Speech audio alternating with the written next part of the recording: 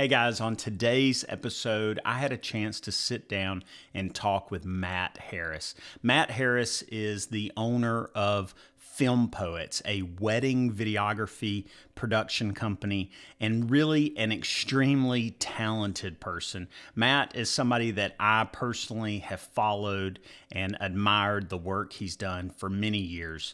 And I was really excited for the chance to sit down and talk with Matt and hear a little bit of his origin story, as well as discuss some of my personal favorite projects that he's done over the years. This was really a great conversation, and I'm really excited to share it with you today. Check it out. First of all, let me say that I've been like a really big fan of yours for a while. I was shooting a wedding one time in Birmingham, and there was a band that was playing, and you were doing some promotional video and photo work for the band that was there. And I was shooting with a friend of mine, Mark Hendren, and Mark, I was like, who is this guy, man? And he's like, dude, that's Matt Harris. That's Film Poets. And I was like, who is the Film Poets? I had no idea at the time. I was just really getting started in shooting some weddings. And after that, I looked at your stuff and have been just a big fan ever since. You really do have some incredible work. Well, thank you, Brian. I appreciate it. We fell in love with weddings years ago, and it's one of those just one of those industries where you kind of have to love it to do it. But I think if you do, it's pretty rewarding. Yeah, yeah. Well, and then I've actually run into you. I guess now it's been two occasions. One was by happenstance, and the other one I think I sort of stalked you down a little bit. but we were at a park one day. I was shooting some video with a friend of mine that had just gotten a new Sony A7 III. And while we were looking at the camera, and I think we had just put it on the gimbal, you walked up and then you asked, like, what are you shooting with? And according to my friend, he told me that I fanboyed out a little bit. So I apologize for that if that was the case. I was probably fangirling out on the gear, just looking at it. So it probably went both ways. So, but that was an A7 III. Okay, that's been a little while then. Yeah. He had just gotten that. I had mine probably for a couple of years, so it wasn't like a brand new camera at the time. But I think the company that he was working for, that was sort of what they ended up going with. But I just recently got rid of my A7 III. It was a great camera. Yeah. I've been a little bit of a Sony guy. That was the first one with good autofocus, I think, right? Video autofocus. It was. Yeah. Yeah. It I definitely. I was attending a Sony Condo is an event they put on for Sony filmmakers, and I wasn't invited because I don't use Sony, but DJI wanted me to come in to try to convince. It was this funny thing about getting Sony to use, so they can network with the whatever kind of autofocus DJI wanted to do, like controlling it, like separately on the gimbal, itself. This is early Ronin S days, but I think the A7 III was kind of new around then, and they let me run around with it. I was like, this is impressive. It's like rivaling Canon's autofocus at the time. Yeah. Well, for me, it was when I got ready to buy my first camera. Obviously, the 1DX at the time, that was sort of like what everyone wanted. But no one could afford, right? Especially just starting out. And so I had just gotten a big project, sort of my first big project, and the budget was going to allow for me to buy a good camera. And this is video world. So 1DX2. Yes, it was the 1DX Mark II at the time. Yeah. And I had shot with the 5D Mark IV. A little bit. And I wanted the 1DX. I would have settled for the 5D Mark IV, but I didn't have the budget for either one. So then I started looking at the 6D Mark II. And around that same time, all of a sudden, I started hearing about this A7 III that some people were talking about. And it seemed to, at least for me, check all the boxes that I wanted in the 1DX. But it was obviously like a 6D Mark II kind of price. It was only like $2,000-ish. And so I ended up going with it, and really have loved Sony ever since. I've got the A7C is what I'm shooting on right now, which is basically the A7 III. And then my wife bought me the FX3 for my 40th birthday. So That's awesome. I'm 41 now, so I've had it for a year. There you go. Oh, Yeah. I've never received gear as a gift, but I think it's more because I'm Pacey's a little too scared. She's like, "What if I do it wrong?" I'm like, "Okay, well, give me something else. Give me some socks, and then I'll just give me permission to buy the gear." It's the same thing. Well, That's awesome that yours knew what you wanted. I do want to get into some of your story, and I know it deals with you and your wife, sort of the origin. But let's go ahead. And I'm going to just sort of I'll try to be respectful of people's time, and my slides sort of help me do that. So I'll go ahead and move into those. Let's start off and just tell us a little bit about just who is Matt Harris. Tell me a little bit of your origin story. That slide right there, it looks like I can't decide on what goofy hairstyle I want, so I keep jumping around there. If you're anything like me, God's sort of determining the first half of it for you, and then you determine the rest. I'm hanging on for dear life, man. It's slowly going away. I'll catch up to you soon.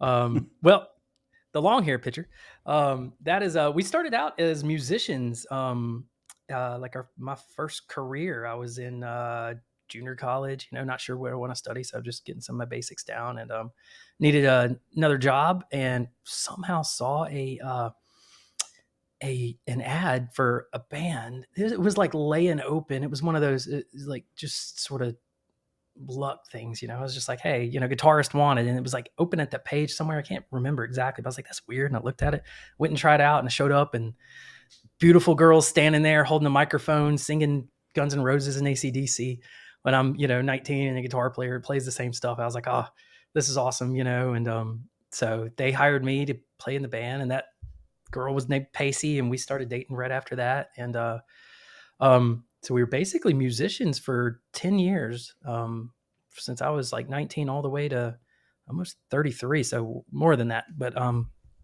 what was that lifestyle like for you? I can imagine it was a little hectic, but at the same time, pretty neat to be able to travel with, yeah. I'm assuming y'all got married in that time frame. So. Yeah, we got married about when I was 25. So I'm going to change my seat. We got married when I was about 25, and it was fun. It was one of those things that like we started, the band was called Fly By Radio. It was like a cheesy 80s rock cover band. And it started out where,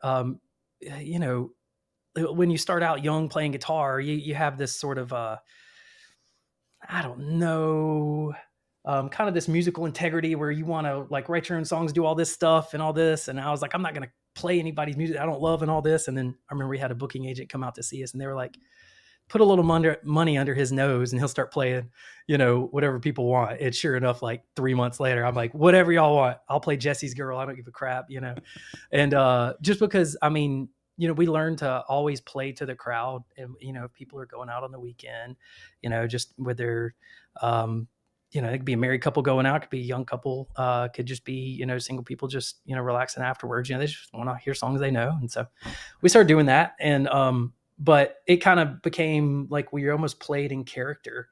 It's ridiculous. We dressed up one Halloween as like an 80s band, like ridiculous looking, and we had such a great crowd response that we just started doing that all the time, which now, like you'll see bands do that or would have for the past, 10 or 15 years, but like we were kind of early doing that. And it's just like, had a lot of fun doing that, but we traveled around. We were tame, we were a married couple. We just play and kind of go home, but it was grueling hours. And it was, you get done, we were doing a lot of college parties and stuff like that. So you get done at 1 or 2 a.m. and then have to drive 4 hours and do the same thing the next night. But that was a long wedding day doesn't seem near as bad whenever you compare it to that. Yeah. You're done in a decent hour at least, but, it's hard in its own way. But, in that we started making our, we wanted to make some of our own music videos, and that's how I fell in love with, like just camera gear was kind of like my first, not love, but just like, oh, there's something I can get my hands on realistically that makes images at this level. For some reason that was exciting. Somebody could have given me a 35 millimeter, film camera. I wouldn't have been excited because I would have known it's not even in my budget. It's just not realistic to walk around with, to shoot with, to even develop. It was the idea that something small could also look beautiful. It was just thrilling to me. And so we shot a few of our own little trailers, music videos, and that got us booked more. And then, Is this one of them? Oh yeah, that's the one right there. That was my 5D Mark II. It's probably not going to stream too well. It's a little stuttery on your internet connection, but is it on your end? It's stuttering right yeah, now. it's all pixely. Okay. Yeah. But yeah, that's the one. Oh Lord.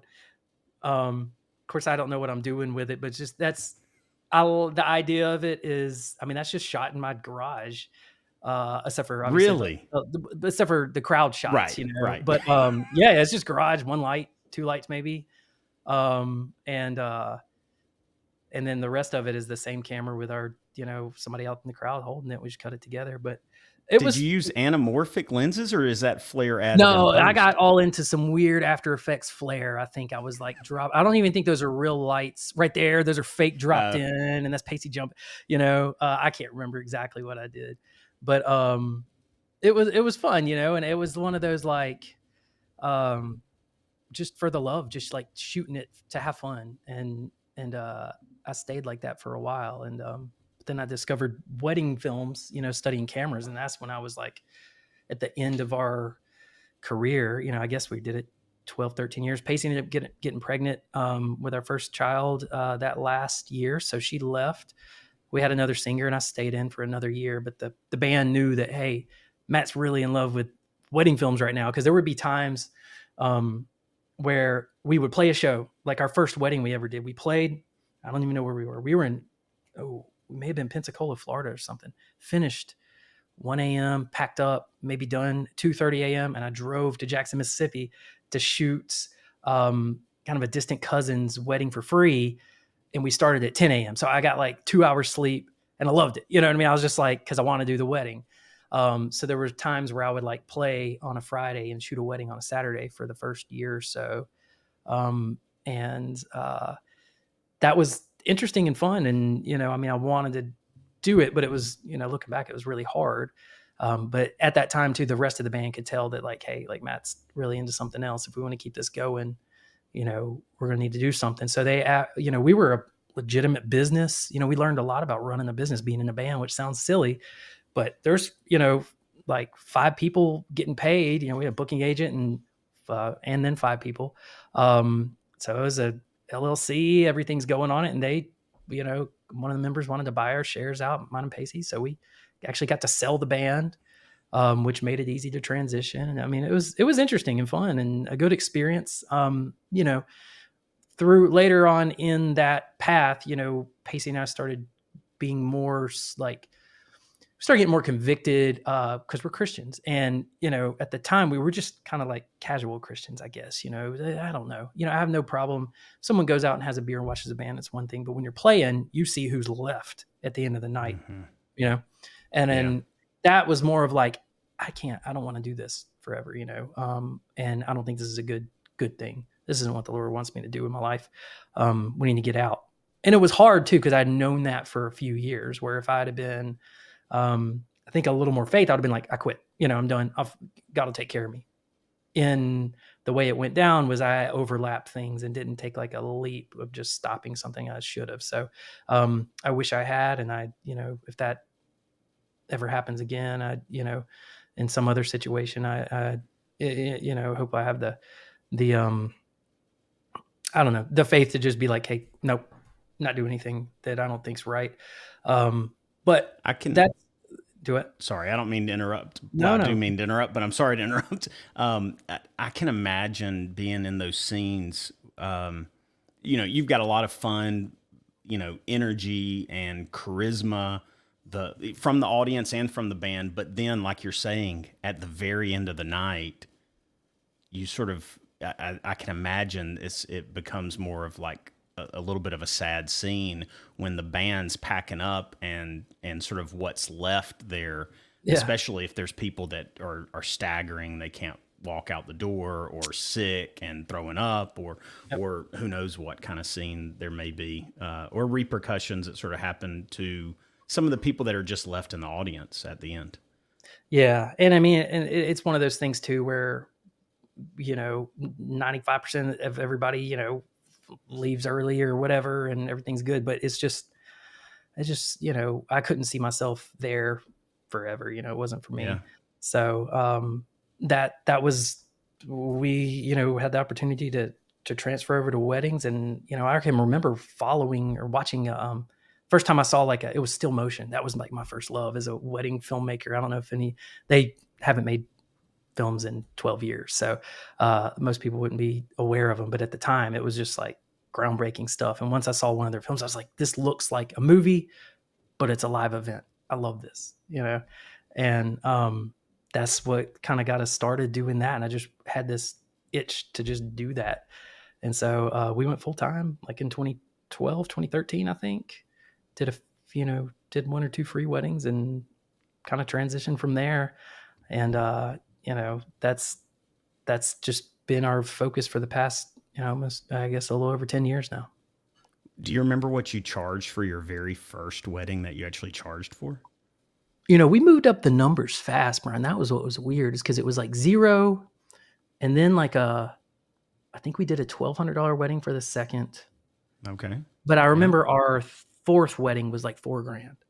Oh, wow. Our Yeah. third or Yeah. fourth, which was at the time was a lot, and it's still a lot, I think. But Right. you know what I mean? But it was our fourth. But the reason was because we were still in the band. I was still, had something else. So I was like, I don't want to jump out, too soon if I can't, if this isn't the right thing for me. I've If it heard can't people replace. say, sorry, I keep talking over you. I don't mean to, but I have heard people say, and I think I've even said something along this line, but whenever you have like another source of income, especially like a full income from something else, Mhm. it makes it easier to take risks with jumping your prices up. Yeah. Was that definitely what you experienced? I think so, but and I think it's for anybody. I mean, if you're like, people value you in this one, area of talent that you have at this price, you don't want to undersell yourself in this other area just because, and maybe when you first get started, if you're doing something for fun, but I was doing stuff for free that was having just as much fun doing as well. So, it it helps you to move up your price quick. But I can remember when we really moved up, we probably, it took a little while. I mean, we were at 4. I know we booked like our third or fourth wedding at 4, but then we had to kind of like, to book a lot of them, we had to kind of maybe come back down. I don't want to give a false impression that we just stayed there. I think we probably lived in between 3 and 4 for a little while. Um, but I can remember, after a few years, there was she's a federal judge, and very convincing lady on the phone, but she called and she's like, Matt, uh, we got to have you for a wedding. And I was like, yeah, I know your daughter emailed, but we're already booked. And she was like, you got to get out of it. I got to have you. And I was like, Wow. I'm booked for something. And she was like, she loves your work. I love your work. What's it take? And I was just like, because you can't, like, if you book a wedding, I was like, well, let me look at this package. Well, it turns out the other couple that got us for this like really base package that we used to offer, where it was literally just documentary stuff. You know what I mean? That was the edit. What people would normally hire us for doesn't even come through with that. So it was the one scenario where I could hire someone else to shoot it and I would feel okay about it. I'm like, hey, go Yeah. shoot, and I'll take care of it. And I made sure that was okay with the other couple. But then, I think we just went straight to like $7,000, and she's like, fine. And she paid us that. And I remember thinking, oh, this is amazing. And then, it was just the confidence. She like built me up. So it was the opposite of the way someone would do, like trying to get something for cheap. She's like, no, I'll give you whatever you want. Do this. And, tell me if you can do it. And they gave us $7,000. And from then on, like our price was right there for a while. And this was after maybe 3 years of shooting or something, Wow. which, was awesome. Because when we left the band, that was one of the things where like, Pacey's a great singer, performer, jumping around, having fun. We were like, we're never gonna replace the income that we had in the band with anything else. We just didn't think that was it was possible to, you take something that you're uniquely good at, uniquely meaning, just there's not everybody sings and plays guitar at that level. Plenty of people do, but it's harder to replace than I thought we would be in the weddings, but we ended up growing the wedding business to be bigger than what the band was for us. So, and we never expected that. But I think it came from just a combination of just love. We just loved it, and I still do. The industry's changed a bit and everything, but like what, I love about wedding films, we still love doing, and just having those type of clients. And I'm sure you've had them, Brian, that just, they want you, they love your work. They're like fans of you. So the whole day, like when you get there, they're treating you well, but they're like anything you want, they're happy to give to you. But also it's funny because it's like a virtuous cycle, because whatever, now you make a even better film because they're already fans. And then when you give them the film, they're even a bigger fan. And then it's just keeps going on. And I love that sort of synergy that can happen between client and professional, when you just both are on that same level, and both, you want to do a good job and they're excited to have you. Yeah, yeah. I mean, your films typically have a really incredible depth to them. It's not just simply a recap of the event. It's almost like an embodiment of the relationship that these couples have, both prior to the wedding, and then sort of like, I guess, fulfilled in the wedding, and you sort of capture so much of that in the video itself. Like I said, huge fan, and we're going to talk a little bit more about your work in a moment. But I do want to know a little bit more about your journey. And typically, this comes in with the creative journey. But I want to know, where did you grow up? Did you grow up in the Birmingham area? I was in Pelham, Alabama. Yeah, went to Pelham High School. Wow. Okay. Right over Yeah. there. Yeah. And my dad just recently moved from there, the house I grew up in, just a couple of years ago. So, Yeah, um, it was wild, man. Whenever I said I was a fan of yours, and then we ran into each other at a local community park, and I was like, I had no idea that you lived in the same area. I And love so, the Birmingham area. And it's funny because, it like, everybody outside of here, they just think Alabama is like, I don't know what they think of it. And I'm like, fine, hey, the less people here, we don't need everybody flooding this area. I love it. And it's central to, you can get to the beach, you can get up to the mountains real fast, just the area. So, we're in Helena now, and it's great. yeah, yeah. I say about Birmingham, or about Alabama in general, it's one of those things that you've got enough outdoor activity, especially it seems like in Shelby County. You can go, you know, ride down the river. You can go bike on a mountain bike trail. You can, um, hike. You can go to breweries and wineries. I mean, we have a lot in this area, being outdoor as well as just sort of community, sort of at least a community that you can get involved in. So I've loved living in Shelby County. I'm a transplant from Jefferson County. I grew up in Hueytown area. So Okay. Yeah. that's my origins, at least. So tell me a little bit of these pictures. I mean, you've already mentioned the idea of being a believer, and then we see a baptism that you did here. And I understand, I don't know if this happened at the same time as you baptizing some of your kids, but it looks like you've at least possibly revisited this area or a similar area to even baptize your Yeah. own kids. So that is my father-in-law, it's Pacey's dad, JD Calhoun, and he was a preacher for a while, just a great man, and we were just very close. We had a wonderful relationship, and he this was probably 2015, maybe 2016, I can't remember, but just kind of came to a time in our life where I had never been baptized. Pacey had been baptized, I think, when she was young, and so just I don't know why it was one of the things I hadn't done. Um, and obviously, I don't believe that baptism saves you, but I do believe that it is a profession of your faith, and it's a public one. And we were told to do it after accepting the Lord. And so we just everything lined up where it just felt that that's what we needed to do. So that's in the Mississippi River. We went to some hunting land that a family member is a member of, and it was just a beautiful day and everything. We had a great photographer just kindly just came with us. His name's Robbie Followell he's out of Clinton, Mississippi area, and just does wonderful work. And I remember I just loved his compositions, and I called him and he was like, yeah, I'm there. And so I consider him a good friend now. And, but that was great. Unfortunately, JD, like during COVID, he passed away from COVID, 2022. And, just, it was very sad. And one of those things where, I miss him like he was, my own dad. We were close, and I can't imagine how Pacey feels about it, just losing her dad. And so, but he was a wonderful man. And then my kids, this was sometime last year, they wanted to be baptized and everything. And, JD would have loved to have done it. He had baptized a couple of his other grandkids.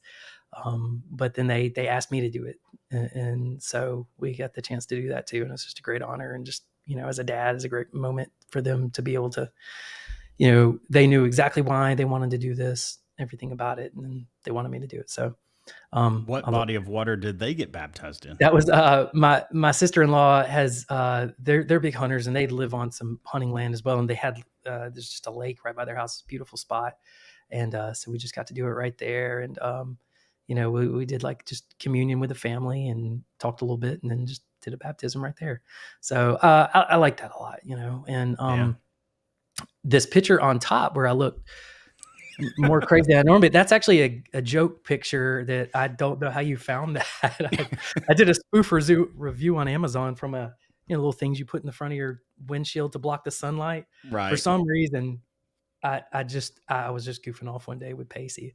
I'm like, hey, take a picture of this. It's like I'm trying to. I gave it 1 star because I couldn't see over the sunscreen, the sunshade that you put in your in your windshield while you're driving. It's just like it blocks my view. It didn't look like it fit very well either. Right. And of course, like on Amazon, it got like a bunch of, people either thought it was hilarious or they were like, you're not supposed to drive with it on there. And I don't know. I get stupid ideas and they end up taking it down. But I purposely look extra insane in that picture. Yeah, I thought it was a good representation of you. So. When inspiration strikes, whether it's something stupid like a fake Amazon review or, you just have a personal project you want to shoot with your family, I guess, it's kind of good to act on it, I guess, and see what it turns out. But I didn't know it was going to show back up 6 years later. I do a little bit of a deep dive at times, and probably I definitely give a little bit of a stalker vibe whenever it comes to these slides and the social media images that I pull from. So I apologize. All right. You've already mentioned it, but and we've sort of talked about it a little bit, but this flyby radio, I understand did y'all start the band Flyby Radio yourselves, or was that something that what you were joining a part of? So we started, it was named something different. We had a bass player that convinced us that we need to fire a drummer, and he was right. We didn't want to do it, and then he's like, you can't use whatever name we were. And so we had to change it. And then, so we basically started it out of, what was some other band. They're still going today though. Like I said, And the funniest thing is the girl that's singing now, I have a specific memory of her. Her name's Gracie. When she's our bass player's daughter, she came up to us. She was literally 4 years old. And she's like, hey, Mr. Matt, I can't come watch y'all because I'm too young, but maybe when I'm 5, I can come. And I was like, that's the cutest thing I've ever heard, And then, I don't know, she's 20 something singing in the band now. And it's just kind of awesome. And also just like watching your own kids grow up, or any kid, it's just still blows my mind how fast time flies and changes. And, so I love it, but I'm also just kind of, shooken up. I'm like, things go too fast. Kids grow up. Do you miss the hair? I don't know. It was sort of a job requirement, one of those things. And so just because, it's way cooler, I guess, if you're jumping around to sling some hair, or at least at the time I thought it was. I don't know now. I couldn't pull it off now, Ryan. As a way, it's thinning out. It's part of life. So, no, I've still got the guitar. The guitar is hanging on my wall over here, and it's just, it's the coolest looking thing because it's rubbed through like, is probably been played it's got to be played as much as almost any Les Paul's ever been played. And the only reason I say that is because I had it for like 9 years, and we would do a 4-hour show with like one little break, but I would never, if I popped a string, I would change the string right there while the band played something that they didn't need me for. So it's like, like real musicians, they go out there and they'll play way more, they've been playing longer and stuff, but they're switching guitars all the time and stuff. And this thing is just, I love seeing how beat up it is and just the woods rub down from my arm on it. And it's one of those things I can't really bring myself to sell it, but I've kind of forgotten how to play. I can barely play now. But I imagine you could pick it up pretty quickly. Yeah. Your fingers start hurting after a while. I'm getting old. Oh, I get that. I've never really learned how to play. I've learned like 3 chords, and anytime I try to play those 3 chords, I get probably about a minute into it, and my fingertips start going numb from the pain, and then I'm like, all right, I'm done. So I can't get very far into it. So is my internet? The funny right now, thing is when sorry, you're getting a little pixelated. Yeah, I'm sorry. I was worried about that. I could see you. Yeah. Is the audio getting out of sync at all? The audio is good. You're just sort of like pixelated, which it's when you're coming in and out though, but it's not bad. I don't think. Okay. I could. I'm still sorry see about shape. this. All right, you were saying. I was gonna say the funny thing. Once I got like into the world of video, I realized some of my favorite, like the people that just seem to be like really good editors, were also musicians in one way or another. I knew some piano players, classical guitar players and stuff, and I don't know what it is, but something about playing music and also like playing with other instruments where you're sometimes syncopated. In an edit, they can feel an edit, and it's like, some people just think like, oh yeah, just cut on the beat and it's good. And it's like, no, it's jarring and kind of gives away it makes you aware that there's an editor there thinking that. And some of my favorite editors that I'm out there that I'm like a fan of, they just happen to be musicians, and they can hide their cuts. I don't know, there's some intuitive feel that they have for it. I think playing guitar in the band for a while somehow helped us with that. I'm not sure why or how that works, but it's just something in the brain. And I also heard, Lindsay Sterling, I don't really watch her, but I've seen some of her films a long time ago. And at the time she edited her own stuff, and they're amazing cuts. And she, gave this one little behind the scenes. She was like, I edit all my own stuff. I was like, that's one more musician editing their stuff that's good at it. I agree completely with not claiming I'm good at it. Well, I agree with that whole concept because my coworker, his name's Cole Peavy, and he is a musician and plays guitar and sings really well. But I can obviously see a difference between his editing style and mine, because I do exactly what you're talking about. I have to edit usually on the more obvious beats, and he'll edit in these moments that it's like, I don't even know. He's tried to describe it to me before, and I would butcher it if I even tried to right now, because I understand nothing about music. But I've tried to imitate him more recently, and thankfully I work with him, so I'm usually like, hey man, I've sort of laid this out. Can you clean it up and make it work better with the music? Yeah. And he does an incredible job. But it is something about a musical background and an understanding of feeling a song that I think really plays well into editing, especially whenever you're trying to edit emotional pieces like a wedding or even I work for the school system, so it's like videos that were telling heartfelt stories of teachers or students and accomplishments. So I completely agree with you there. Yeah, it's like feeling an edit versus just deciding like, oh, we're going to cut it 2 seconds into this shot or something. It's totally like all that culminates into a totally different feeling when it comes out. Have you ever read is it Blink of an Eye, the book on editing? It's a beautiful book. I read it when I first started. Let me see. This is am I allowed to Google something right? In the Blink of an Eye. This is the editor for, he edited Apocalypse Now. I think he also did the Godfather films. Walter Murch. Let me see. Yes. Yeah. beautiful, amazing book on editing, and it simultaneously tells you everything you need to know about editing and also nothing at the same time. Meaning, like, it doesn't give you anything like, here's exactly what to do, but it also tells you, here's how to develop an intuitive sense for when things need to be cut, which I think is much more important and has much more of an impact. One of the little tricks in there that we'll use, because we'll edit a lot of music videos, but sometimes, you know, if you know a cut's not at the right time, but you're not sure where it needs to be, Walter suggests playing back and just marking where you wanted to cut. Like, don't stop, but just mark, hit like put a little marker on it, like keep playing where you think you should have wanted it to cut, and do that like 3-4 times. And if you drop that marker in the same place, you know, 2 or 3 times in a row, that's your spot. And it's just a way of like filling it out. And sometimes pacing out, she'll be sitting right here and we're playing with a cut, and we're like cut at the same time. And so we've kind of gotten locked in on some of that stuff.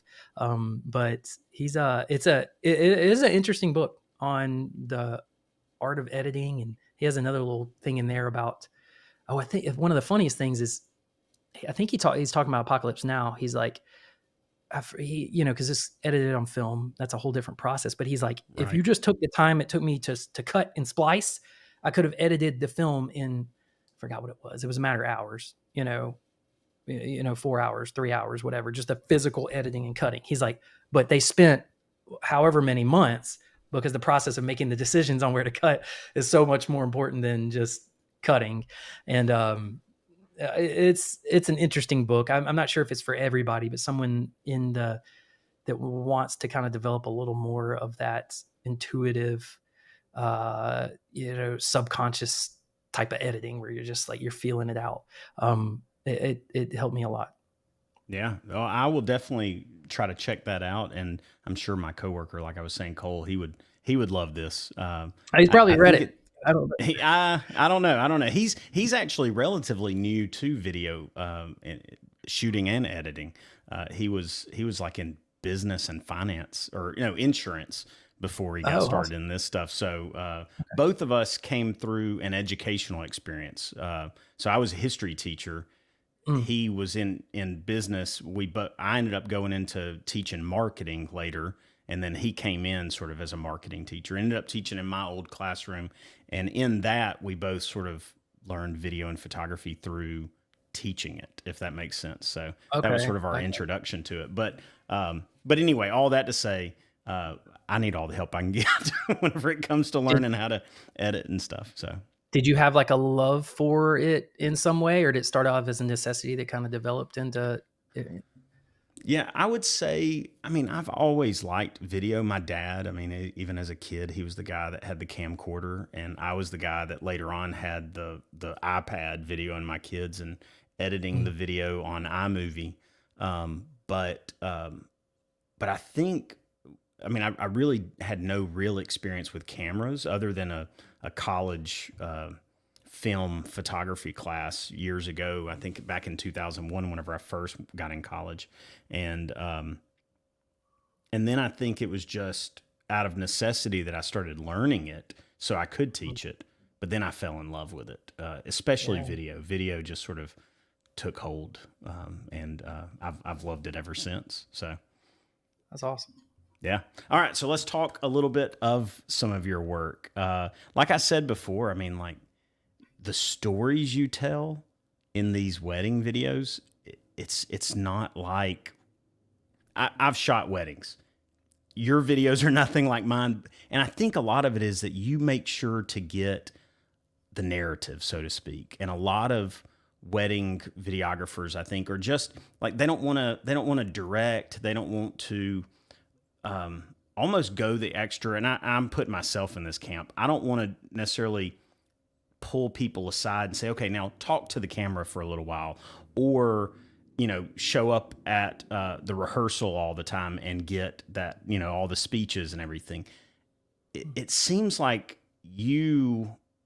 that sort of drives your whole thing, is like the narrative of what's being said, more so than just, hey, here's what happened.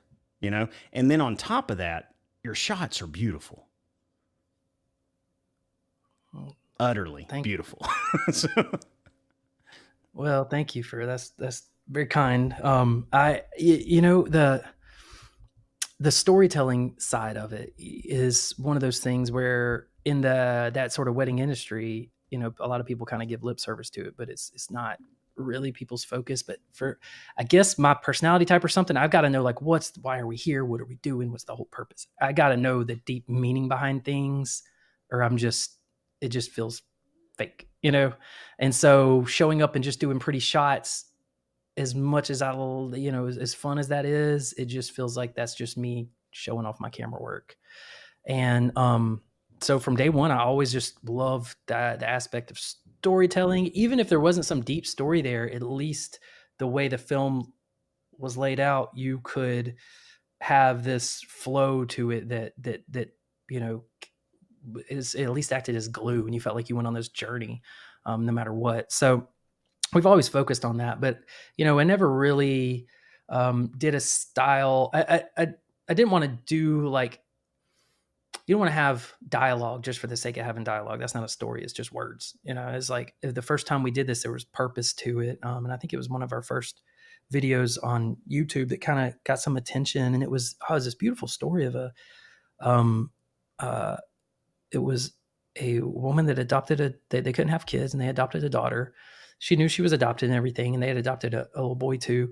But just she had just written a letter that, like, on her first birthday, that she was going to save and give to her on her wedding day. And I knew, like, if I just shoot her giving her this, I will not know what was in that letter, you know, and I will not know what the mom was thinking when she wrote it, what she's thinking now. You know, I will have the moment when she gives it to her, but they both know and feel something that I'm not going to feel, the viewer's not going to feel. And yes, the couple will feel, but will their kids know? Will their, you know, will some of their family know? How do I tell this whole, how do I make this work?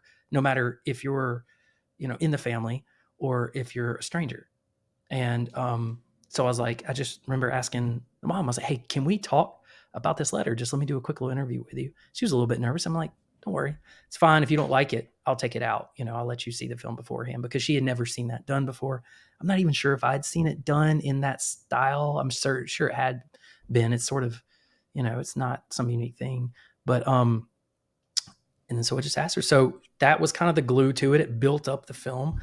And it was a really pretty one. And I just remember that was the first one. I was like, oh, that was so cool to just tell this story that, you know, that family honored God with with their whole day, with what they did. And we got to play a part in that. And I just feel like it came together beautifully.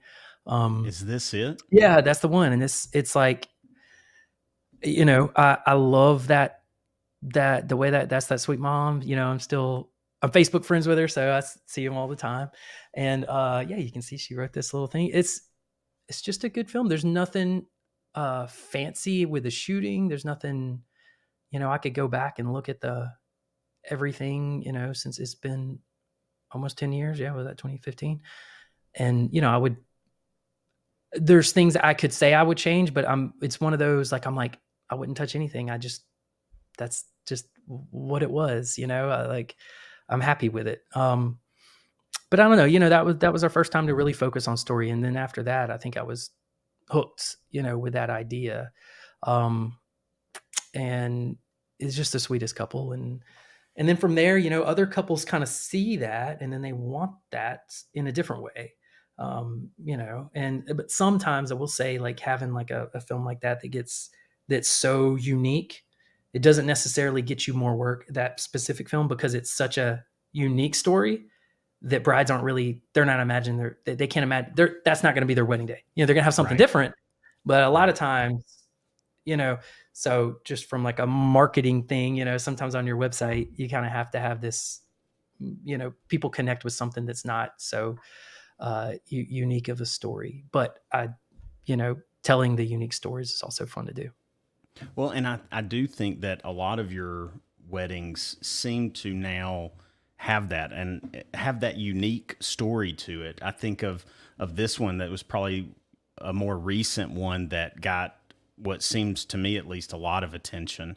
and I would imagine I mean, that walk down the aisle moment in this film, when she does get I guess something that she's been working on with the braces and the walker to actually get down the aisle for the first Mhm. time, like that, this film does a lot of that too. Do you feel like people, and maybe this is one of those cases that because they know they have a unique story that they want to share, they're coming to you specifically or to the film poets? Yeah, I think so. But it's like I remember when Chelsea and Jay they reached out. They what they liked were a few of our films that didn't necessarily have a unique story. They were just like, we like this style, And that groom, he was like the best groom. Dude was we'll have like a FaceTime meeting before, like well before the wedding, and he's like crying, just telling me about how they met. And I was like, dude, that's awesome. Save it though, because I want to talk to you about this later, at the wedding. Yeah. And just like just such a unique couple. And that was one of those, because she's in a wheelchair. That was one of those. I'm like, how do we tell this? I want to be respectful of like her situation and all this stuff. What do we do? How do you even title that on YouTube? And I remember she's all about, this is what happened to me. This is what, I'm paralyzed and I do this. And she likes to, she wants her story told. So once she gave me the go ahead to just, do that, I was like, okay, cool. We get to tell your story in this way. And, a lot of people connect to it, but it's a fun film too. I love that. What Yeah. she started something called the Rolettes, and it's like, these are girls, she's in California. So I guess, there's a bigger population there, but it's girls they're in wheelchairs, but they have playing choreographed dancing. And it's such a cool thing that they are just out there making awesome art, having fun and not letting, something that could, some people would hold them back there. It doesn't bother them. Well, and his story is really neat because from what I understand, he builds wheelchairs. Is that correct? Mhm. Yeah. Yeah, Yeah, he builds wheelchairs, and that's how they met. They met like at a convention. The interesting thing in doing those interviews is like, if I watch that film, like the way the storyline goes, it's it's so succinct and put together well. But when we got it, he goes into like there's a whole tangent on how they met, and it wasn't as simple as build wheelchairs and they met.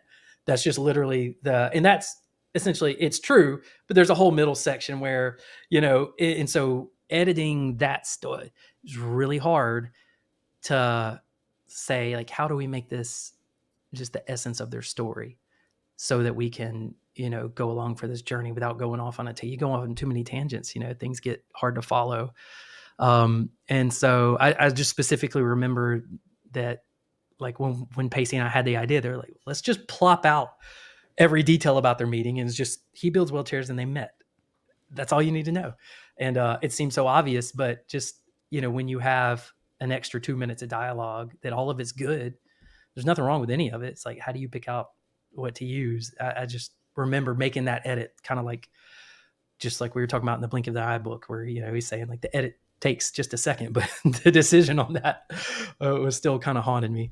Yeah. But I I've still always remember how said hard that was.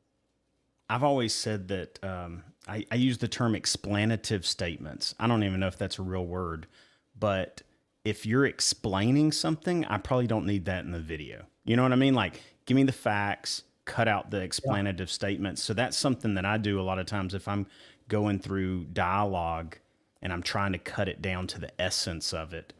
I listen for those explanative statements. Mm. If they say something and then they go back and they're sort of like digging deeper, sort of like I'm doing right now with this, probably I would cut that part and say, okay, well, that's not necessary for the video.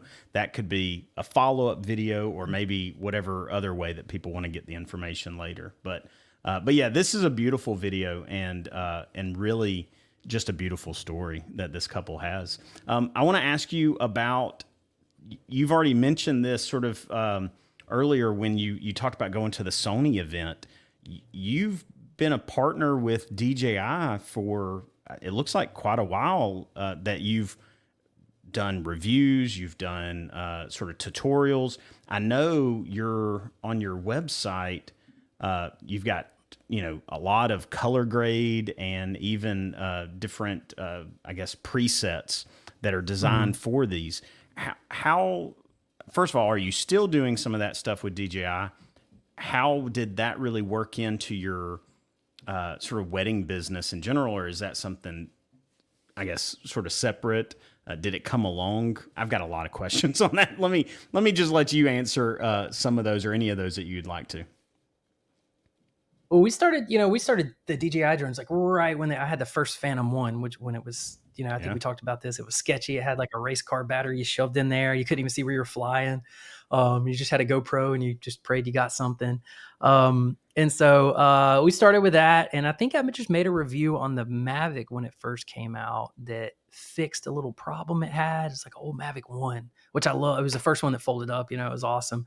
And but I figured something out. There was a setting that caused some extra.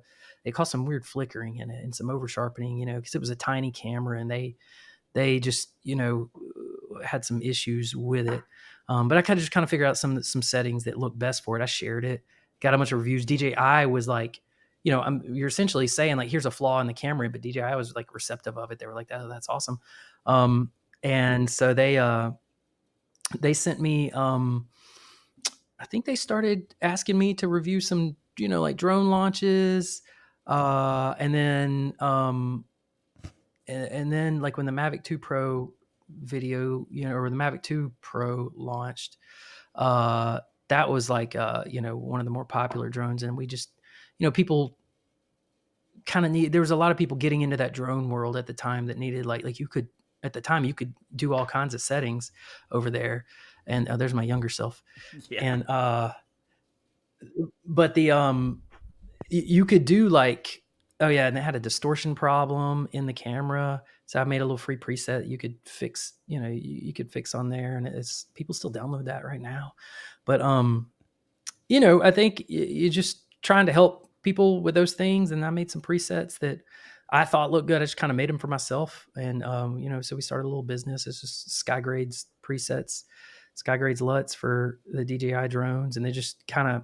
I'm not a fan of the DJI, just their stock LUTs. I cannot stand the way the greens look on them. They look like tennis, like the green trees look like tennis balls. Everything's got a little fluorescent look to it, and it just doesn't cut well with more natural looking colors. So that's how that started. And it's a fun thing to play with. They would send me drones to make videos for launches, but that's not my style. That's really not what we started with. I was kind of like, why are you want me to be like a hype man for when they come out? I like it. I want to play with it for 2 months and then make like a, hey, here's what I found about it versus I've been shooting with a prototype. Let me, try to tell you why you should buy it. I just don't, I don't like that. But they had me do a few of those. But those are like, man, it's not fun because you have a whole, I forgot what they call it, but an embargo or something where you can't talk about it, can't do anything. And then when everybody launches their video at the same time, they're essentially just trying to flood the internet with, their DJI, whatever new drone videos coming out, which is cool. And there's people that's what they specialize in. They're great at it. I like watching other people's films from it, but I just don't like doing that because it's just over time, certain deadlines, especially working with a big company like that, to me, it's not worth it. The stress and the stuff. So I like to just use the products I want to use. I'll buy it myself and kind of talk about it later, if I feel like it and stuff. So, I did the Mavic 3, a little bit on it, and that's been about it for right now. And, but that's something I've learned as we go, I mean, and maybe you're, some of your listeners, or you've been through this too. You can get too busy in the video world real fast, and you can't pump the brakes real fast though. It's kind of like driving on ice where, you can pick up some speed, but then we're like, hey, I'm in trouble.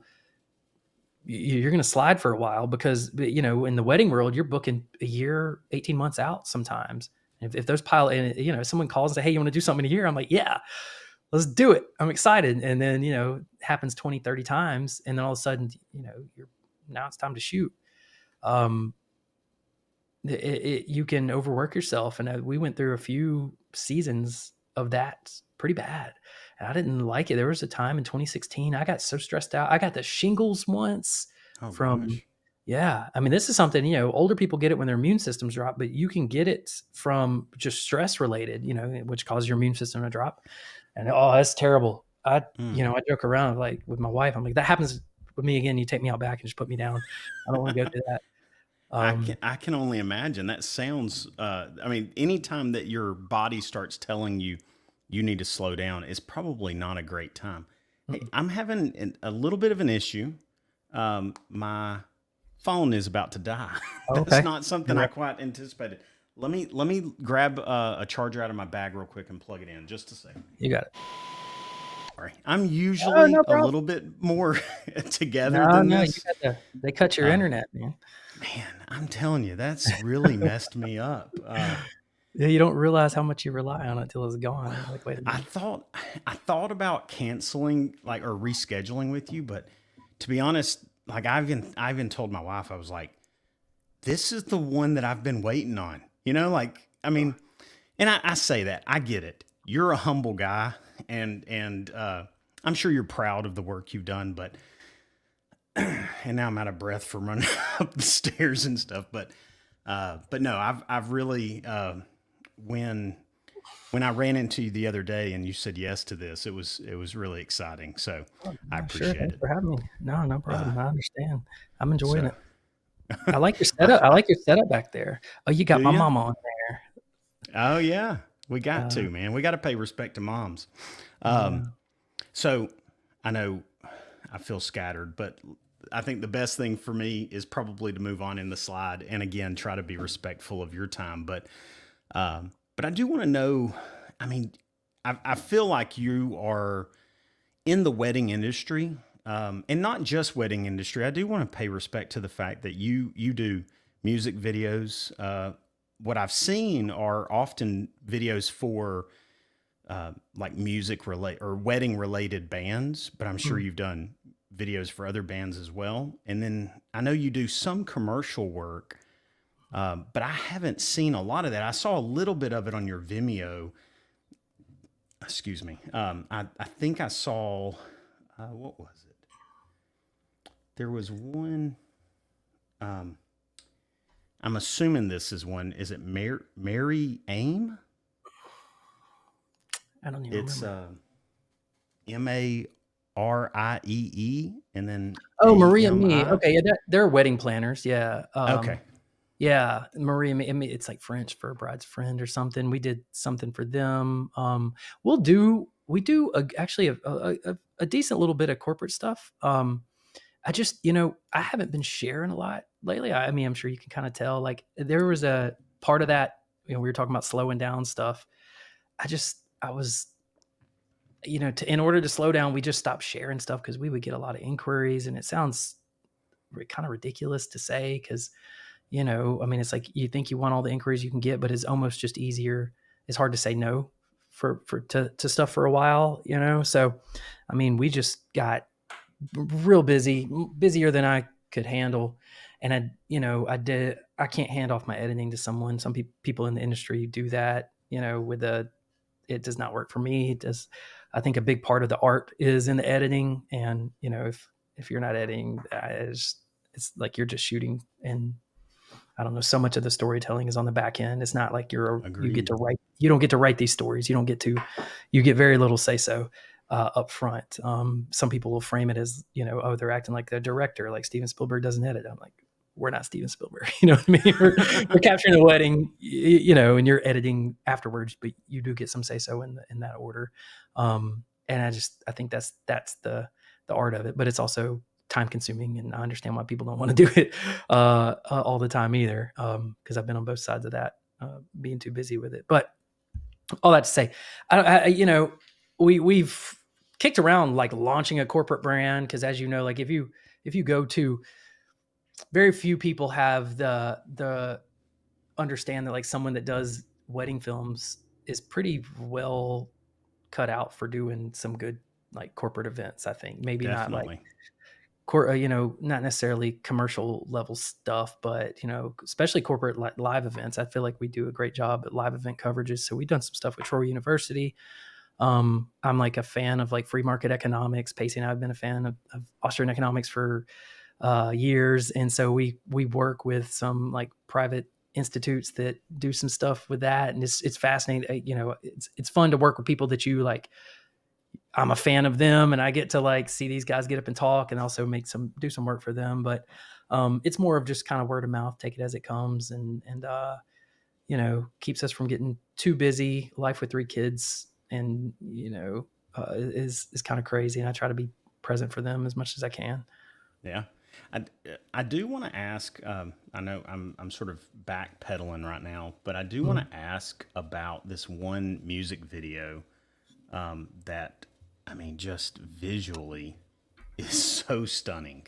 Oh yeah, Like, first of all, it looks like she's on a painted background. You isn't know it what I mean? crazy Like how good it the looks? whole Yeah. scene is incredible. That right Yeah, there, like that that right there. Yeah, I shot. could pause that. That's like a poster to me, and that's not me. It's just the way. It's just the light and the spot, like where she was standing when she did that. I remember we. It wasn't time to shoot yet. We already like scouted a spot we were going to shoot. Is where you see her playing the piano later, and I was like, the sun's a little high in the sky. All right, let's walk around for a second. We'll get an extra take. And she walked down that path and turned around, and she was just like looking. And I'm like, don't move. Hold on. And somebody go grab the speaker. Let's do a take right now. And it was just serendipitous. It just happened. It was awesome. And that's one of the most, you know, rewarding things about playing, you know, just try. Like I couldn't have planned a shot that great. I'm not, I don't have an eye for it. She just stood there and I was where I was accidentally. And I was like, it's like my favorite That's shot. great. It's like my Yeah, no, favorite shot I've ever done. it's incredible. And did it look that good to the human eye? It did. That was on the 1DX Mark II. I use polarizers a lot too, so I knocked down some glare. So it would have looked like that if you were wearing, you know, like some polarized glasses, and it just kind of brought out the sky just right. So it was just the way the clouds barely, you know, knocked away some of the light, but still kind of gave her some depth. It was, you know, interesting. But it reminds me of there's that saying, I guess it's in photography, is like when you think you have the perfect shot, turn around. You ever heard Oh this? yeah. It was just Yeah, like, yeah. and this was like that, you know, we were just killing time and found it. But yeah, that was a bride. Yeah, it's just another unique story. That, you know, got some attention online and everything. But we did her wedding, but she's stupid talented singer and everything. It was ridiculous how, you know, she's just like this beautiful girl who happens to be this amazing singer and all this. And you know, right after her wedding video was out, she actually had Mark Bright. Mark, he wrote like he's a kind of bigger songwriter in Nashville. I'm not saying his name right, but anyway, he helped her write that song. So they were just like, "Can you come out and shoot the music video for us?" So that's how we did it. And we cut in their wedding footage because it was a song she wrote for him. There's that photographer in the background right there. But Not bitter. yeah, they were the nicest. They were very, you know what I mean? Like Yeah. I'm literally not bitter because they're too nice, you know. But you know, in other times, sometimes you butt heads. And I'm sure I was in his shot too. So, but Yeah. anyway, that was just a good experience. That was one of those wedding days where, like, the end of the day, I was like, do I pay y'all? You know what I mean? Like, for being here, because it was just, you know, pretty and everything was great with it. And you know, but I tell you what, though, that was, I don't know if you've ever worked on like government land. Like I was trying like to find that spot right outside of Vegas Yeah. within in like we had a 20-day heads up. You can't rent BLM land without more than like 30 days. And so I was calling everywhere and they're like, no, there's no way. It was the most stressful thing apart about it was finding these 2 spots. I had to act as my own you know, producer and everything. And that was that was, I was like, I will never ever do that again. Like the budgets are going to have someone to take care of the Yeah. spot. But the other thing though is that like I was on Google Earth, and the place we ended up shooting though, they were like do use Instagram hashtags to see this spot, because we had like some type of like movie party out here. And so I used that along with Google Earth to figure out where the sun was going to set and where it was going to be, because, you know, I had to know what it was going to look like. I didn't get to go in and scout because this is right outside of Mm. Vegas. So I ended up knowing exactly what it was going to look like beforehand, except for that shot, but like the piano Yeah. shot and everything. And that was kind of fun to do that because that was a new experience for me as a wedding videographer. I usually don't have say so on location. So it was fun, but just, I can't imagine like dealing with permits and all this stuff for you commercial guys out there. If it's like that every shoot, that's tough. Just a different, it's the opposite of creative work. You're jumping through government hoops and stuff. I'm just Yeah, I've never worked like that before, but I was on set with Air Seven Media. He's another guy that's local, lives in the Helena Pelham area, yeah. and he was doing a moto crane, some shots. He was doing some spec work for his moto crane that he was sort of trying to. I guess see what he was really capable of with some really nice luxury cars, Yeah. and he was out at Oak Mountain, and he had a location. I don't know. I'm going to butcher the term, but we'll just call him a location manager. But Mm. his job was, and evidently it's a guy local here that does this kind of stuff regularly.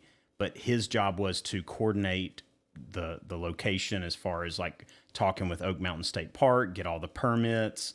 Yeah. He even had like Pelham police officers there ready to block off the road so that they Oh, could take up 2 lanes with the cars and the moto crane.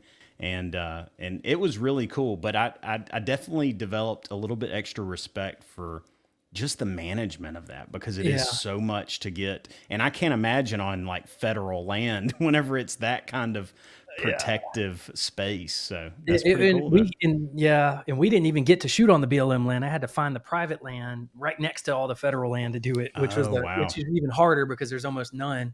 But yeah, there's a reason that like there is a location manager because like if your buddy was trying to do that while he's trying to get creative shots, Right. you're in two different headspaces when you're dealing with that. You know what I mean?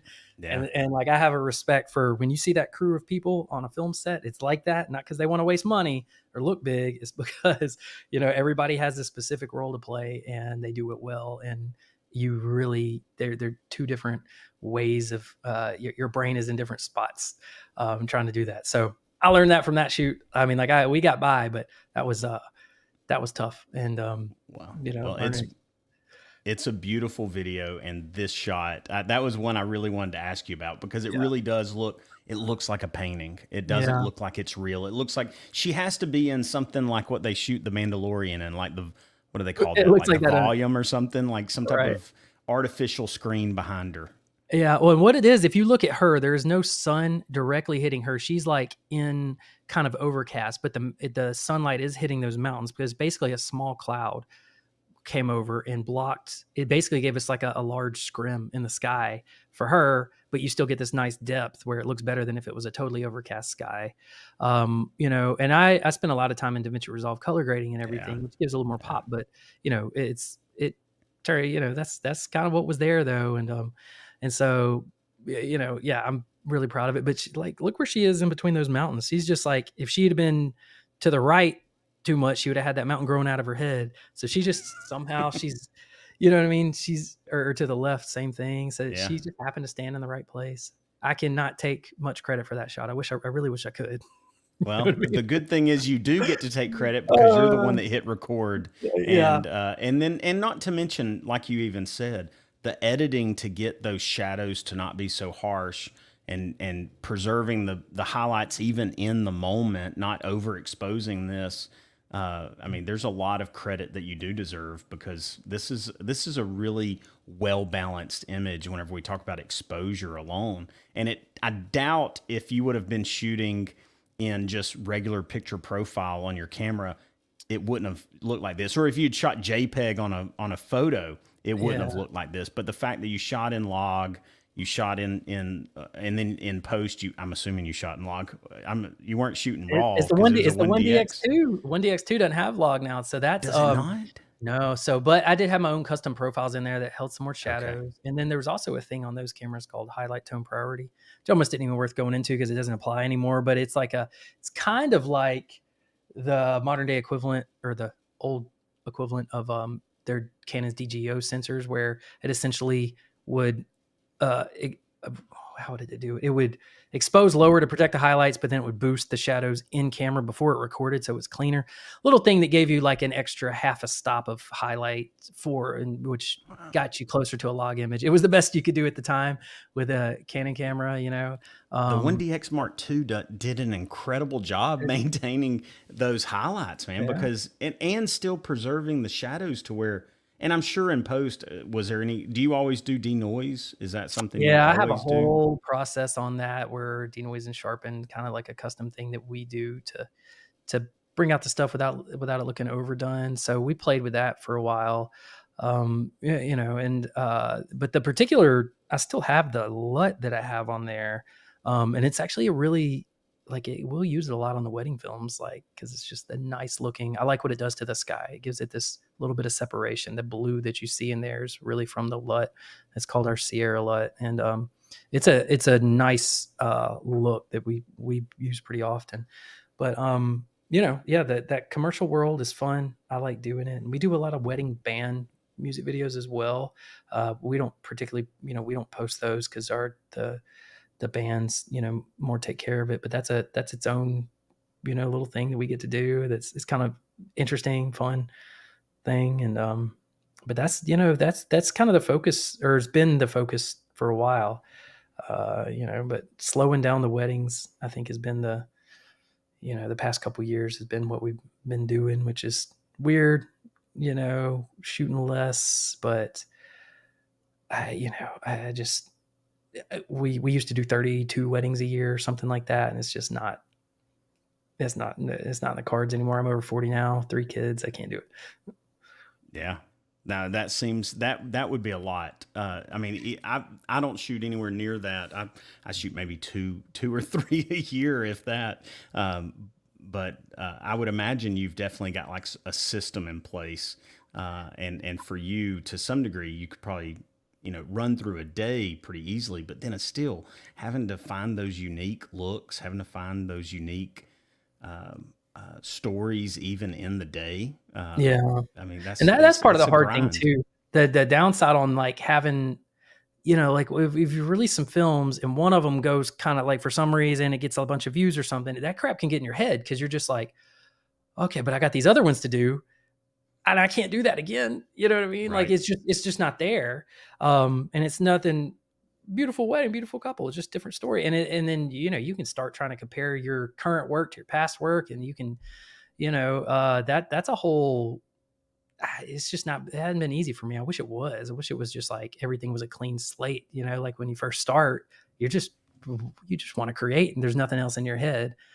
And so that's been a little bit, admittedly, that's been kind of hard for me, and probably part of the reason I don't, share as much, because, like, I'll have something that objectively I'm proud of. I'm like, I think this is, we did as good as we could do with this thing.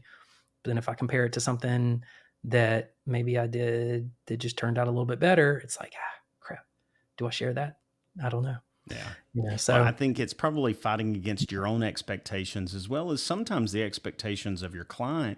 If they do, which I would imagine you probably vet them to some degree, but like stories, if the story's there, that's yeah, one thing. If the story's not as, or even just in the moment, if the story's not communicated quite as well, but that the thing that that puts a lot on you.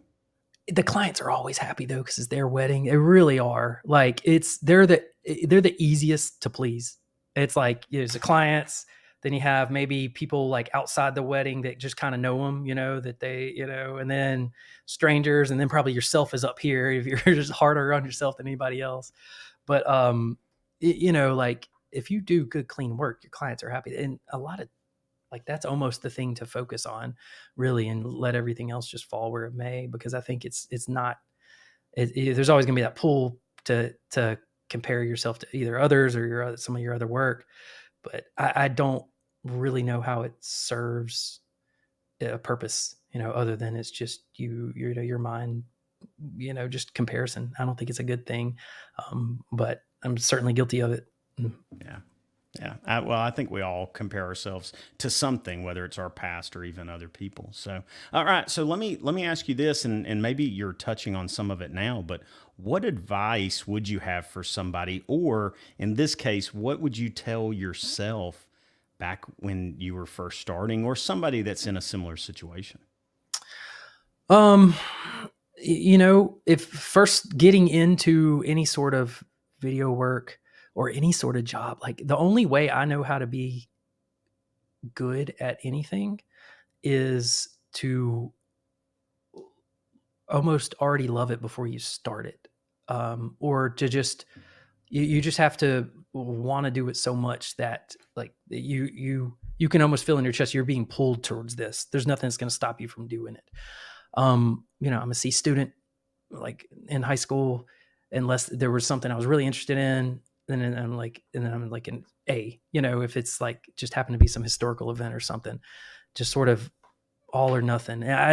So I think it's going to be for every different personality types, because there's other people that they can do a job that they don't necessarily love, but that's their job and that's their duty, and they do it, and then they have their hobbies that they love, and they're separate, and I respect that and I love that too. I think that's great, because now you don't taint the thing you love by making it your job, which is what can happen too. So those are just kind of the two paths that are obvious to me that exist. I have friends that work at the power company, and they're engineers and they're brilliant, much smarter than I am and everything. But there's no way I can do that job. I'm not cut out for that. My mind has to do something creative, you know? And so I think I'm lucky, I think, with the band, that we fell into that, to just get to experience that. Hey, you get to try something creative when you're 19 and figure out, like, hey, I didn't have to go into debt to do something that maybe I didn't want to do, or at least to go into debt for college, not knowing what I think that's a dangerous thing, to not have a plan but spend a bunch of money on a non-plan. That could, it works out for some people. I know it wouldn't have worked out for me at the time because I didn't know. And maybe I would have discovered that had I stayed, but I don't think so.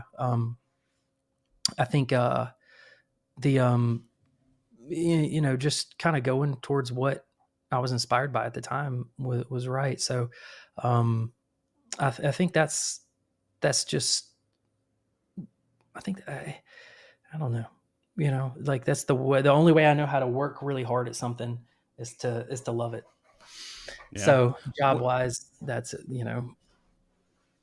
what were you thinking career wise at this point in some of these pictures? I mean, obviously that yeah, middle picture you weren't thinking too much yeah, other than when your next meal was coming, maybe, but that was sure. about it. But what were those early goals, even in high school when you were that C student at times? I mean, that was more just exploring, having fun. We play guitar with our buddies. We get together, play with Metallica, play in the talent shows, do stuff like that, and be stupid, whatever it is. There's not always a plan, but I can say, like, one of the things when we were in the band, we've been there for 8 years. I couldn't imagine. I'm like, what are we going to do when we're out of here? I know I can't do this forever, but I've got no plan on what's coming next. Part of like being doing your own thing is to be okay with knowing that you don't have to have a plan for everything if you are just open to following what you're interested in. Things will come along what you're interested in out of the necessity of wanting to do something different. You're just going to be curious about other things. I think that's it takes, once you get interested, it's going to take a lot of work and dedication and effort and putting yourself out there to try stuff. But I never had a big plan for anything, but I do know once I was into something, I was, I was obsessed with whatever I was doing, to just do it to the best that I could do. So, and I think those two attributes kind of mean you'll always have some sort of, you'll be able to serve other people with what you're interested in. That's the other trick, though, is to making sure, like, that you're that what you're getting into can actually be useful for other people, because there's plenty of things out there that aren't. I'm into a few things that are only selfish, and so but having something that you love that also can serve other people is like I think that's the perfect combination. I agree. All right, so let's talk about what's next for you. You've already alluded to the idea that you're sort of pulling back on weddings a little bit. Obviously, you're in your 40s, so you're pretty much, one foot in the grave at this point, right? So, I feel like it. My body feels like it. no. What is next for you? What's next for Film Poets? Where do you see this going? Film poets wise, we still love it. I want to do a few weddings a year still. I think our last like full-time year we were doing 12, but a lot of them were destination weddings that take, you got to get out there for several days before, and there's high expectations of editing. So it took a lot of time to do those 12 weddings along with a couple of corporates. But I think we're going to still do a handful a year. I want to keep it at that. We will probably, of course, I've been saying this for years, of just like launch a commercial brand. That was something I was going to mention earlier, of having a separate name, instead of just Film Poets. That's weddings. If you try to do commercial work under your wedding thing, most people are just like, I don't need this wedding bozo out here doing my commercial work, Right. So launching that, and that's something that I love, because my son is a dork gearhead just like me. He wants to, he's all about like, oh, how's this work, sort of thing. And so, and I'm like that, and it's just like, hey, let's talk about this camera, let's talk about what we can do with it. So just letting them, make playful films around the house. Of course, we've been doing that since they were little, making little, Toy Story films and stuff and or whatever.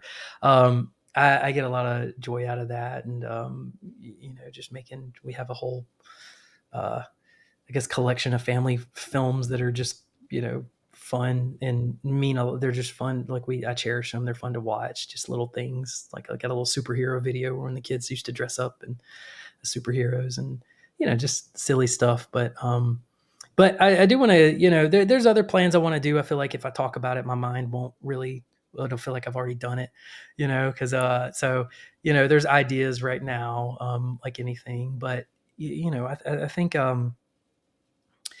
it's still kind of a transitional phase right here, where it's like, what do we want to, go hard on and everything. And I'm not sure right now. And I'm okay with that. I'm like happy with that, in the sense I'm thankful that I can not be sure, and then also not be stressed about not being sure. Yeah. And that's a blessing just from, like I'm just thankful there. Um, but I don't like the hustle mentality, at least at my age. I don't think it's good. I think it was good. But I think you can, there's certain time there, your mind changes, your body changes, your priorities change. And so, we all do we all have like as a family, we kind of have a hobby that I've fallen in love with. I like doing Brazilian jiu-jitsu for fun. Been doing that about 5 years. And that's one of those things that doesn't serve anybody else but for yourself, unless you're like some professional athlete, which is not going to happen, nor would I want it to. But it's a lot of fun to go and just, other guys your age, you're just sitting there wrestling like idiots. But you're learning, and it's stimulating, and it's fun. It's like it's an art, but it's also, it's a sport if you want it to be. And it's also, there's some camaraderie in it. And then like I can literally, spar with my kids. We call it rolling, and but cause you can, I don't know. It's just, it's a fun thing that is, I like, it brings me, I like starting over is what it is, being a white belt in something, like starting something from the bottom, like you in Brazilian Jiu-Jitsu, you start and it's like you line up and everybody's in this rank and you were at the beginning. And it's just, coming from, if you've had, we've done something for 10 years or whatever, and you should never stop learning, but you can feel like, hey, I don't really need to learn anymore. And which is not true. But the cool thing with jiu-jitsu is that like it's a very objective, it's the opposite of like doing creative work. Like you or I can make a film, but we don't really know if it's good, but we can be happy with it. But like, what's the, there's this sort of just, it's subjective, you're doing art, and, yes, you can make the client happy and all this, but like, if you're doing a martial art, it's like, no, you were choked, you messed up, wrong, or yes, you did this and it's right. I kind of like that clear. It's a different world than the creative world. I kind of like having that structure and then that clearly defined. This is here's where you should improve. It becomes very clear, and you get smashed, and somehow it's fun, and I can't it's jujitsu, sort of like CrossFit. It's like, how do you know if someone does it? And it's like, because they've told you. And so, sorry, I brought it up. No, But well, I it's saw so, it, and I was thinking maybe you were training for like an MMA fight or something. I thought that was maybe next. no, yeah, no, I'm a sissy. I'm a 150-pound sissy. I'm not getting punched in the face. But and I that's the agree thing with with that. I don't want to be punched in the face at all. and doing that jujitsu, you start to realize. I mean, there's people smaller than me, and you go in there that have been doing it longer, and the next thing you know, they're just like, you realize how vulnerable you are to someone. So it makes you like, in a way, it's like, hey, you learn this awesome martial art, and at the same time, you're like, I'm scared of everybody because I don't know what they know. And, it's in a good way. I think it makes you kind of respect everybody a little bit different. And so it's been a humbling experience for sure. I can imagine. I can definitely imagine. And now we all know to watch ourselves around you, right? Because No, I will run away if we get in an argument. I'm running away. I'm out of there because I don't know what you know. I don't want to find out. You that's don't. That's funny. the saying is like, you don't know what someone else knows until it's too late. And so one of the funny things, like when you first start, you're like, is this person really a black belt? He's kind of dorky looking. The next thing you know, he's like smashing you, and you can't move. And you're like, so you learn to not judge a book by its cover real fast. And so That's funny. All right. So, who inspires you? And this is something that oftentimes I like to use this to see who I might talk to in a later conversation. But at the same time, I also like to know just like what pushes you to new levels in creativity.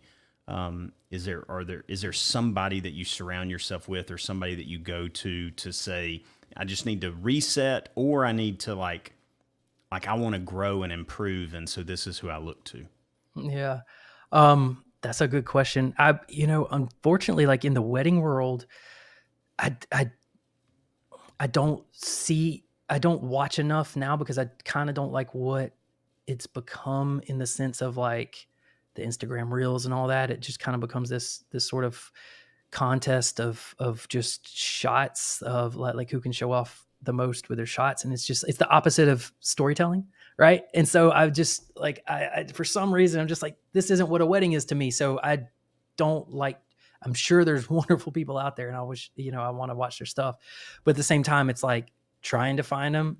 I don't want to go through a dung pile to try to find that. And I'm not saying that they're doing stuff like that type of shooting. I couldn't do it. It's better shooting than me. I can't do it. It's just, but it's not what drew me into weddings. And it's definitely like, and it's kind of unfortunate, but it's like, it used to be like on like the Instagram stuff, planners only wanted to work with photographers because that's kind of only what helps sell them and stuff. And, and then so when a planner would hire you, it'd be because they want your full films. They want, and they want the couple wants you, and they like what you do with your storytelling. And then now that the planner can use you for your work, you can do well just making a planner happy, which is great. I think it's a good thing for people that don't want to deal with storytelling or anything, because you're just like, hey, I can just spend all my time networking and then making reels, and then give the client, they're the easiest to please, like I was talking about. And that's like a business model out there that they can work. But it's just, I don't feel it. I don't like it. And so, it's one of those things that I'm just, if I would like to fall in love with weddings again, with some other people, I just need to spend the time to search out some stuff. There are some like classic wedding films that I love that will always inspire me, that were around when I first started, and that still, people have done, that I still think are some great stuff. But You mentioned a company name. What was that? What was that company name oh that yes, you? still motion, one word. And I think, like, if you watch it, Brian, you probably, and you got to go back Vimeo like 2010, 11, 12, right? Like, because they're doing commercial stuff now, and education, and um The films, I think it was because it's like my first love, right? Like you always remember like whatever sort of art form you're being drawn into, like whatever you attach to first, I can't not love it. Even though objectively I could look at it and be like, there's a lot better people out there doing stuff today, but they still have some films that I love. There's an awesome wedding film called The Marfa Wedding, Marfa. That's a city somewhere, and it was one of the first ones I've seen where a dude just got really creative. It's on Vimeo as well. He just like you can tell like this guy is oozing creativity. The film had sections. It was the first time I've seen a film like a wedding film where it's like it has like an intro. In the middle, he has like a groomsman section that's shot different. The music changes like 4 or 5 songs, at a time when most wedding films just had one song, and it's just like compartmentalized, but at the same time, it's all cohesive. And I just remember I was like, that's amazing. There's a filmmaker in Mexico too that only does locked off shots. I need to find his name for it, but something about not moving the camera and just locking on a beautiful composition is so amazing to me that because I don't do that often, and I would like to improve on that. So that's inspiring to just see someone be like, hey, I don't need any tools. My eyes and my brain are this is my tool, and boom, just beautiful. Yeah, I think way too often I get guilty of this, especially if I have a gimbal in hand. It's like movement. There is such a thing as too much movement, Mm, and there's so much beauty in stillness, especially in the camera at times. So that would be cool. I definitely want his that name because I would yeah, love to look at some of his stuff. I need to send that to you. I'll have to dig it up. But it's one of those I'll go back to every few years and just be like, oh, beautiful work. And but there's a current filmmaker too who's still making work. Fiore Films. I've always been Fiore, I think, out of New York. She does locked off. She's like the queen of locked off wedding films. Just amazing stuff. I think it's one of those like in the age of everybody's got a gimbal and running around. It's Th- it's This worth one, yeah. And she's one that like her Instagram reels, they show what her real films look like. So I think they really kind of show things off. Um, and so just a good inspiration. Like see how like, and then there'll sorry, I also was be a just lot of tight. There'll be a lot of tight locked offs, and all of a sudden she'll have like a 14 mil like wide shot where you just breathe, and it's like And so her pacing and her editing, but she dangles stuff in front of the lenses a lot too to smooth off those edits. Yeah, did you see how wide that shot was? yeah. Um, Really inspiring to watch. I think for anybody, just to uh, is and we'll intentionally shoot like that at receptions. That's sort of like I will give Pacey a 135, and I'm like, you go shoot like this, and we'll make use of that, like her use of foreground and composition. She is inspiring, and I think she's one of the most like referenced wedding filmmakers. Like everybody, like loves her work, even if it's not your style. Like you got to respect it and just be like, hey, that style should still be in everyone's toolbox. Like if you only were given a monopod or a tripod and you had to make something, what could you do? And I think that's it right there. Yeah, yeah, that's her stuff looks great. I will definitely have to check out some of that. I have not come across that one. Like you were saying, the idea of just static shots when you can do those and do them well, Mm-hmm. it's almost one. I mean, to me, at times it's more beautiful than the movements. Although I will say there's, and I'll try to wrap up after this because I know I always say I'm going to be respectful of people's time, but then I end up going way over. But you have one shot. Where's it? This one here. Let me pull it up on there. Now this one is not a static shot by any Yeah. means, but a beautiful shot. You got a tutorial here for it, but Oh, sure. oh man, and what I love about it is like we were sort of saying is move too much movement is too much movement. But in that case, it was like it was so subtle and smooth. Not Mm. to mention the background and the zoom that you were using. I think it was a 70 to 200, and you were punched in pretty Yeah, I'm long about ways on 100 it. mil. Yeah, Yeah. using like 100 mil on a gimbal can be interesting with subtle movement and everything. I think that's kind of the trick of that shot. I Yeah. didn't think much about it, but it got some questions. So, I made a little tutorial on how to use that. But yeah, there's this idea too. I mean, like if you watch like Steven Spielberg is the just his movement is obviously is beautiful. And I think one of the main things that it really doesn't get talked about much is this idea of like motivated camera movement. And that's like that is the most cinematic form of movement for me, is like if you were actually there, which way would you turn your head or want to be pulled to and gravitate towards? And that's how they move the camera, not just running around in circles around a table or something. Which when you're doing details at a wedding, that's what you do. But I love that idea. And it's, and that's one of the things that's fun to play with, like at a wedding reception, is like letting someone that's walking pull the camera, with the actual motivated movement. So, that's a beautiful style. You can watch Back to the Future, which my family loves, and we'll stop and talk about that. I'm like, look at him moving the camera right here. It's perfect, because it doesn't call attention to itself. It's like a good cut, like we were talking about. It's hidden. It's you're seeing exactly what you want to see, and doesn't feel forced and everything. So, but I'm also inspired, like, a little picture of my kids right there. That's cool. You found that. And just, my son is something else. He's such a, like, he's just bright, he's excited about things. He's, like fun. He's got a big heart. Oh, he's so sweet. Like, he's empathetic, like even at his age, like if his sister's sick, he's just like, oh. And so yeah, I'm definitely inspired by my kids, and same thing with both my daughters too.